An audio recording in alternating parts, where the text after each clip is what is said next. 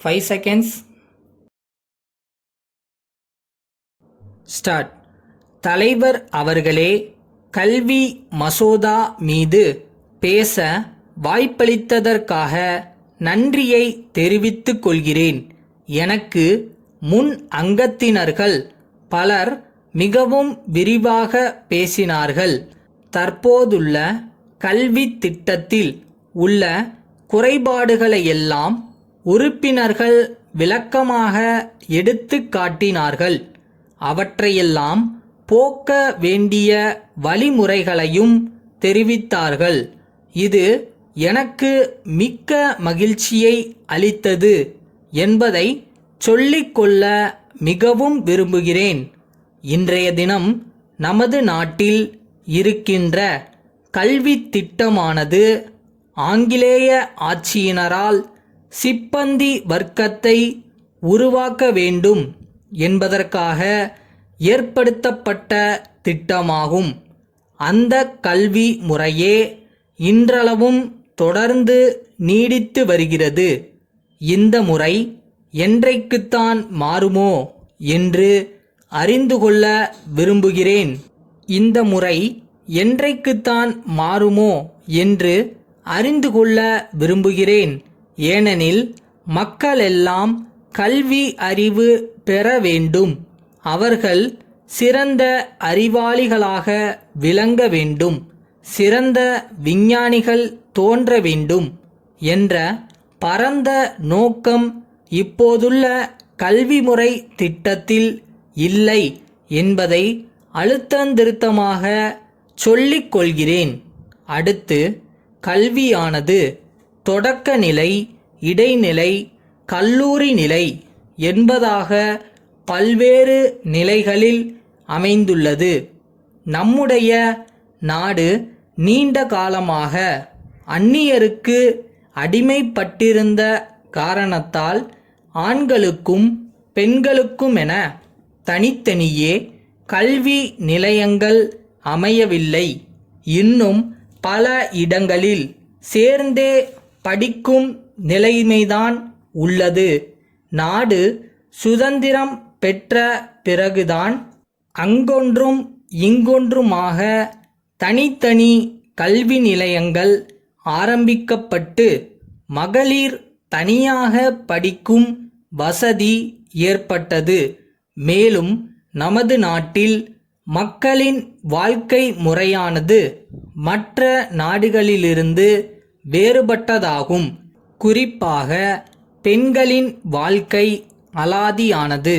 வீட்டு வேலைகளை கவனிப்பதிலும் குழந்தைகளை வளர்ப்பதிலும் தான் நம் நாட்டு பெண்கள் மற்ற நாட்டினரை விட அதிகம் ஈடுபடுகிறார்கள்.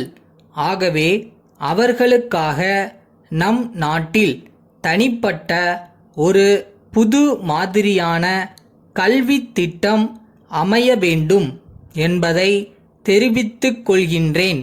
சிப்பந்திகளை உருவாக்கும் கல்வி திட்டத்திற்கும் பெண்களின் வாழ்க்கை முறைக்கும் எவ்வித சம்பந்தமுமில்லை என்பதை இந்த நேரத்தில் மன்ற உறுப்பினர்களுக்கு எடுத்துக்காட்ட விரும்புகிறேன். ஆகவே அங்கத்தினர்கள் அனைவரும் மகளிர் முன்னேற்றத்தில் முழு அக்கறை எடுத்துக்கொண்டு வாழ்க்கையோடு ஒட்டிய கல்வி முறையை உருவாக்குவதிலும் சிறந்த கவனம் செலுத்த வேண்டுமென்று கேட்டுக்கொள்கிறேன். இறுதியாக, இன்றைய தினம் கல்வியின் தரம் எவ்வளவு தூரம் தாழ்ந்து போய் கொண்டிருக்கிறது என்பதை நாம் ஒவ்வொருவரும் எச்சரிக்கையோடு சிந்திக்க வேண்டியவர்களாக இருக்கிறோம்.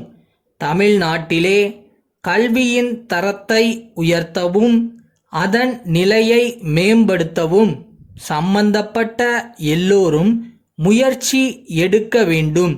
மத்திய ஆட்சியில் உள்ள கல்வி துறையினரும் மாநிலங்களில் உள்ள கல்வி துறையினரும் கல்வி நிபுணர்களும் ஒன்று கூடி ஆழ்ந்து ஆலோசனை செய்து வருங்காலத்தில் கல்வி முறை எவ்வாறு அமைய வேண்டும் என்பதை உருவாக்க வேண்டும் என்று பணிவன்புடன் வேண்டிக் கொள்கிறேன். சென்னை மயிலாப்பூர் ராமகிருஷ்ண மடம் சாலையிலுள்ள பூங்கொடி பதிப்பக உரிமையாளருக்கு மதுரை நகரிலுள்ள காந்தி அமைதி நிலைய மேலாளர் எழுதும் கடிதம். அன்புடையீர், வணக்கம்.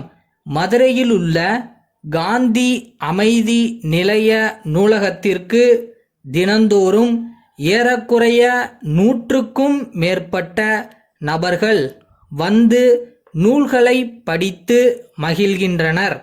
எங்கள் நூலகத்தில் பலதரப்பட்ட நூல்கள் வைக்கப்பட்டு அவை மக்களின் உபயோகத்தில் இருந்து வருகின்றன. அண்மை காலமாக வாசகர்களில் ஒரு சாரர் இந்திய தேசத்தின் தலைவர்களை பற்றிய நூல்களையும் அவர்களுடைய உரைகள் அடங்கிய நூல்களையும் சுதந்திர இந்தியாவின் வரலாற்றையும் பற்றிய நூல்களையும் விரும்பி கேட்கின்றனர். தாங்கள் தங்கள் பதிப்பகத்தின் சார்பில் மொழிப்பற்று, நாட்டுப்பற்று, இனப்பற்று சம்பந்தப்பட்ட தேசிய தலைவர்களின் வரலாறுகள் அடங்கிய நூல்கள் வெளியிடப்பட்டுள்ளதாக அறிகிறேன். தங்கள் பதிப்பகத்தால் வெளியிடப்படும் புத்தகங்களுக்கான விலையில் கழிவுத் தொகையை நீக்கி எங்களுக்கு அடுத்த கடிதத்தில் தெரிவித்தால் அதற்கான காசோலையை தங்களுக்கு அனுப்பி வைக்கிறேன். தங்களின் அனுகூலமான பதிலையும் ஆதரவையும் விரைவில் எதிர்பார்க்கின்றேன். அன்புள்ள தகுதிக்கு மீறி ஆசைப்படாதுன்னு சொல்லுவாங்க. ஆனா என்னோட கனவு தகுதிக்கு மீறியதாவே இருந்துட்டு போட்டோம். அதுக்காக அதை நான் விட்டுருவேனா?